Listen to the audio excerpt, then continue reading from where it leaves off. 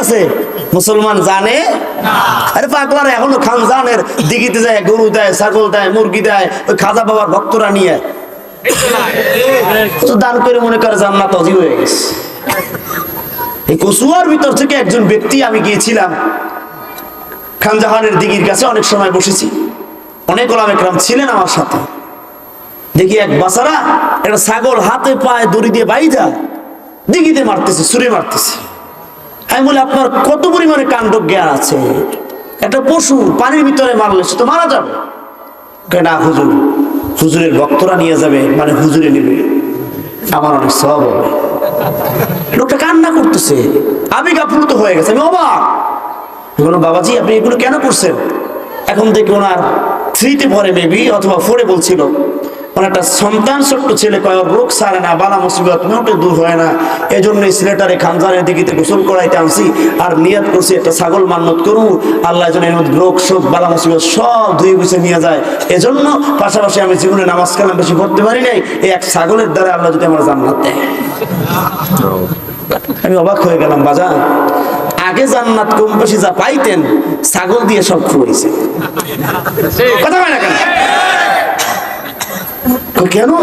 আপনি কি?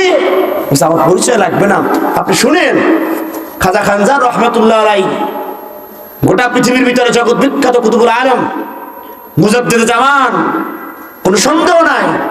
কিন্তু খাজার ভক্তরা নামাজ পড়েন একাত্ত, গাঞ্জা খায় ৫ খাজা বাবার ভক্ত।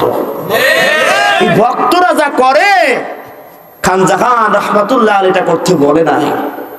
সুতরাং দান যদি করতে হয়, সদকা যদি করতে হয়, দান করে মসজিদে করে, মাদ্রাসায় করে, আল্লাহর পথে করেন, তাহলে ছাগলটা সদকা দিয়ে লুটায় দান, জানের বদলে যান, এটাই আপনার জন্য পরিত্রাণ কন্যা। সুবহানাল্লাহ। আপনারা বুঝাই টুজাই বাড়ি পাঠাইলাম। এখন ওই লোকটা ছাগল নিয়ে যাইতে খুব ইতস্তত বোধ করে। হুজুর লই আইছি, এটা নিয়ে যান। বলছে, নিয়ে যাও, আপনার ইমান, নিয়ে যেতেই হবে। আমি বুঝে পাঠালাম, কিন্তু গেটের মেইন গেট পাঠানোর সময় খাজা বাবা ভক্তরা আর ছাড়ে নাই। চাচারে কায়দা কাউন্ট করে বুঝাইয়া, চাচায় আছে, ছেলে আছে, আর চাচি আছে, এর পকেটের মানি ব্যাগও নাই, ছাগল নাই।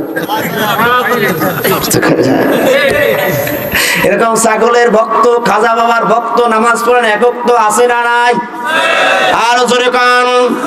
এই ভণ্ড মাজার পুজিরাম, নামাজ নাই, রোজা নাই, কোরআন নাই, রাসূলের সুন্নাত নাই, আদর্শ নাই, গোটা মানব জাতিকে, মুসলমানদেরকে ইমান হারা বানানোর জন্য ইমানের ঘর থেকে ইমানকে চুরি করে মুসলমানদেরকে মুশরিক, মুরতাদ, বেদাতি বানিয়েছে। আজ পর্যন্ত মুসলমানের ইমানের ঘরে সাড়া দেয় না। ঠিক কিনা ধরে বলে? মুসলমান সোচ্চার হতে হবে, ভণ্ডদের উচিত জবাব দিতে হবে।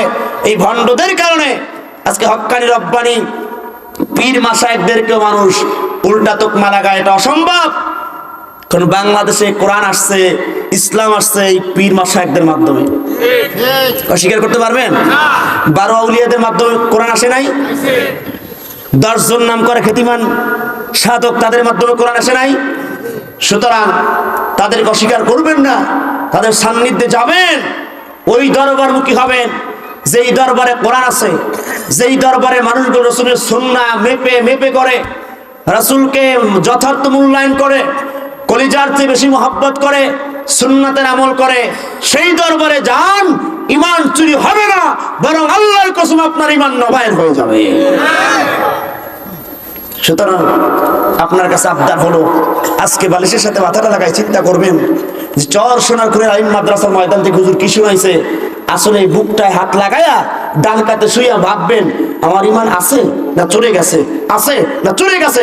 যদি চুরি হয়ে যায় ইস্তিগফার করুন, নতুন করে পড়ুন লা ইলাহা ইল্লাল্লাহ। সাধারণ ব্যাপার নয়।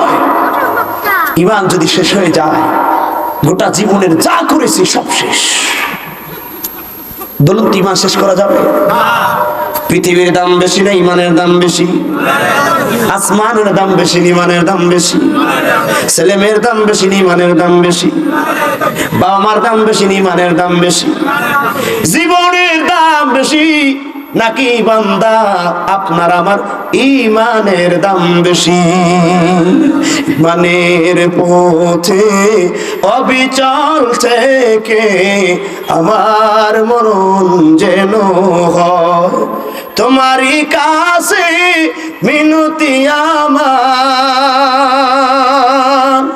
ওগো মহিম দয়াময়, ইমানের পথে অবিচল থেকে আমার মরণ যেন হয়। জোরে কান আল্লাহুম্মা আমিন।